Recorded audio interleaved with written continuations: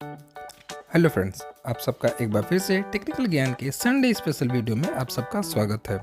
आज हम कीबोर्ड की कुछ महत्वपूर्ण की और उनके कार्य के बारे में जानेंगे।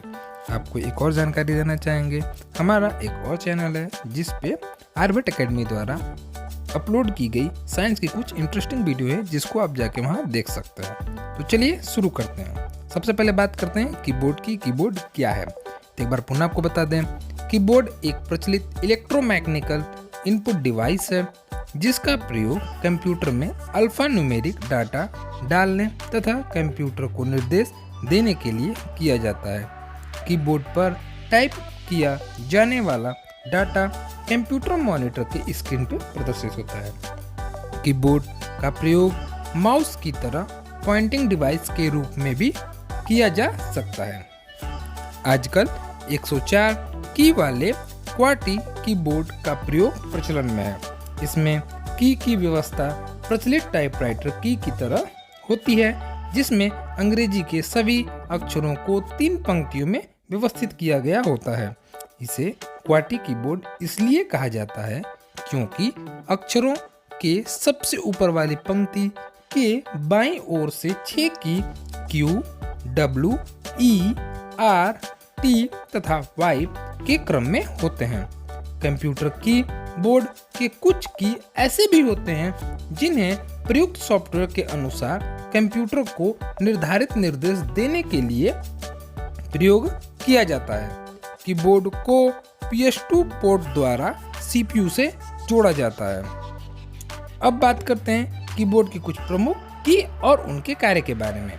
तो सबसे पहले बात करते हैं एस्केप की, जिसे ESC की के नाम से जाना जाता है और कीबोर्ड पे दिखाया गया होता है, जिसका कार्य होता है प्रोग्राम के निष्पादन को रोकना।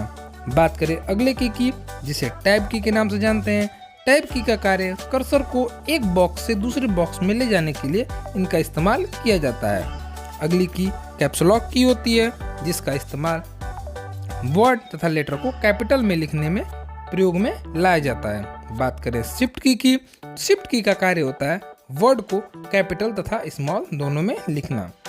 इसके बाद बात करें कंट्रोल की कंट्रोल की का इस्तेमाल शॉर्टकट की बनाने तथा इस तरह के की का इस्तेमाल शॉर्टकट की बनाने में प्रयोग में लाया जाता है। इसके बाद होता है विंडोज की, जो विंडोज मेन्यू ऑप्शन को ओपन करने के लिए प्रयोग में लाया जाता है। इसके बाद आती है अल्ट्रा की, जिसका इस्तेमाल शॉर्टकट की बनाने में किया जाता है।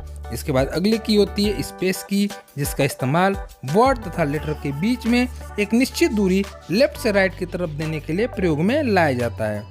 इसके बाद अल्ट्रा की, विंडोज की, जिनका कार्य अभी हमने आपको बताया। इसके बाद अगली की होती है मेन्यू की, जिसका इस्तेमाल कंप्यूटर स्क्रीन पे चयनित फाइल के मेन्यू ऑप्शन को ओपन करने के लिए किया जाता है। इसके बाद अगली की होती है इंटर की, जिसका इस्तेमाल प्रोग्राम को आदेशित करने या अगले पैराग्राफ में जाने के लिए इसका इस्तेमाल किया जाता है। इसके बाद आती है अगली की, जिसका नाम है बैक स्पेस, जो लिखे हुए वर्ड तथा लेटर को राइट साइड से लेफ्ट साइड की तरफ एक एक अक्षर डिलीट करना शुरू करता है और ये तब तक कार्य करता है जब तक या तो आपके स्क्रीन पे लेटर या वर्ड खत्म न हो जाए या फिर आप की के छोड़ न दें। इसके बाद आती है अगली की डिलीट, जो चयनित फाइल को नष्ट करने का काम करती है। इसके बाद आते हैं स्क्रॉल की, ये 4 की का समूह होता है जिसमें होम, इंड, पेज अप और पेज डाउन होते हैं। होम करंट पेज से टॉप पेज पे जाने के लिए होम का इस्तेमाल करते हैं। करंट पेज उसे कहते हैं जो हमें स्क्रीन पे दिखाई दे रहा होता है। इसके बाद बात करें इंड की, तो करंट पेज से सबसे आखिरी पेज पे जाने के लिए इंड का इस्तेमाल करते हैं। वहीं पेज अप करंट पेज से एक पेज ऊपर और पेज डाउन करंट पेज से एक पेज नीचे जाने के लिए इस्तेमाल में लाया जाता है। इसके बाद बात करें कर्सर की, जो लेफ्ट, राइट, अप और डाउन में इस्तेमाल में लाई जाती है, जो कर्सर को एक अक्षर लेफ्ट, एक अक्षर राइट, एक लाइन ऊपर तथा एक लाइन नीचे ले जाने के लिए प्रयोग में लाई जाती है। इसके बाद आखिरी की जो होती है न्यूमेरिक की, जिसका इस्तेमाल हम नंबर्स के लिए करते हैं।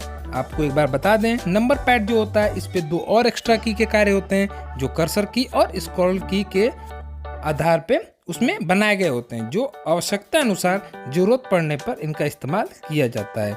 इसके बाद सबसे ऊपर थी जो फंक्शन की, इसमें 5 की जिनका सामान्यतः हम उपयोग करते हैं, जिसमें होता है F1 हेल्प विंडो के लिए, F2 चयनित फाइल के नाम को बदलने के लिए, F3 फाइल या फोल्डर को खोजने के लिए, F4 सक्रिय लिस्ट की सूची प्रदर्शित करने के लिए तथा F5 कंप्यूटर को रिफ्रेश करने के लिए।